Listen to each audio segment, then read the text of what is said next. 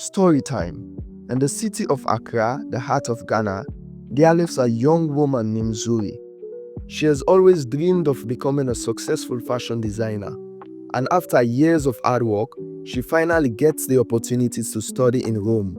The prestigious Capri Fashion Institute has accepted her application, and a scholarship is a dream come true. But she is nervous. She has never left Ghana before. The thought of leaving her family behind, her friends, and the culture she knows so well is both exciting and terrifying. Still, she packs her bags and flies to Italy, ready to pursue her dream.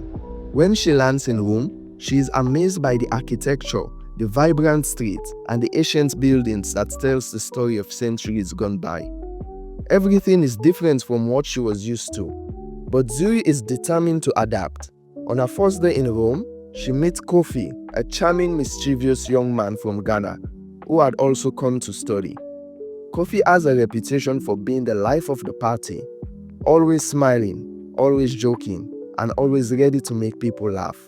He is tall, with broad shoulders, and his smile could light up the darkest room. Kofi is just not a student, he is also a self-made entrepreneur who's managed to secure funding to start up his own tech company. Kofi takes an immediate interest in Zuri. He admires her talent for design, and her beautiful yet shy demeanor intrigues him. He offers to show her around Rome to help her get used to the city. Zuri, feeling out of place in the streets of Rome, hesitantly agrees. Over the next few days, Kofi takes Zuri to all the famous spots in the city: the Colosseum, the Pantheon, and the Trevi Fountain. They even explore the quieter, hidden corners of Rome, where the true beauty of the city lies. Zuri finds herself falling in love with the culture, the people, and slowly with Kofi's bold and carefree personality. But Zuri is also struggling. She misses home terribly, the food, the sounds of her family, and the familiarity of her own people. Most of all, she misses her roots.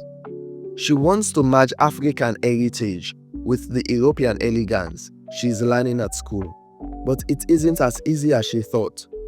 One evening, after a long day of classes and studying, Zuri and Kofi are sitting in a cafe near the Spanish Steps. The sunset painted the sky in shades of pink and gold. They are deep in conversation about their dreams and what they missed most about home. You know, Zuri begins, "I've been trying to incorporate some African designs into my fashion collection, but it doesn't seem to fit. I don't know if I am doing it right." Kofi leans back in his chair, his eyes thoughtful. "Zuri, you can't force it. Rome has its own rhythm, its own culture, but that doesn't mean you have to forget where you came from. The beauty of fashion is that it can speak many languages. If you can find a way to make your African heritage speak through Rome's fashion scene, you will create something no one has ever seen before." Zuri looks at him, her heart racing. Kofi's word hit her like a wave of clarity. "But what if they don't understand it? What if they don't accept me? When in Rome, do as the Romans do." Kofi smiles. "But don't forget who you are. Make them see the beauty of what you have brought with you." A few weeks later, the Capri Fashion Institute holds its biggest event of the year, a fashion show that will showcase the best designs of the season. Zuri had been working tirelessly, creating a collection that blends the traditional print of Ghanaian kente cloth with the silk modern silhouette of European fashion. But as the date of the show approaches, Zuri's confidence begins to waver. She fears the cultural clash her design might provoke. Kofi notices her hesitation. He knows what is at stake for her. "Remember, Zuri," he says the night before the show, "you've come all this way to show them your vision. Don't let anyone make you second-guess yourself. Your story is yours to tell."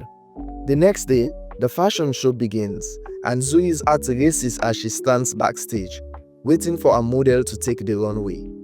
When the first model stepped out in Zuri's creation, a fusion of bold African patterns and flowing Italian fabrics, the room falls silent. It is unlike anything anyone had ever seen before. The audience whisper in amazement as each model struts the runway, showcasing Zuri's unique perspective. By the time the last model appears, wearing an extravagant gown with intricate beadwork from Ghana, The room erupts in applause. The judges are impressed, and Zuri's design quickly becomes the talk of the town.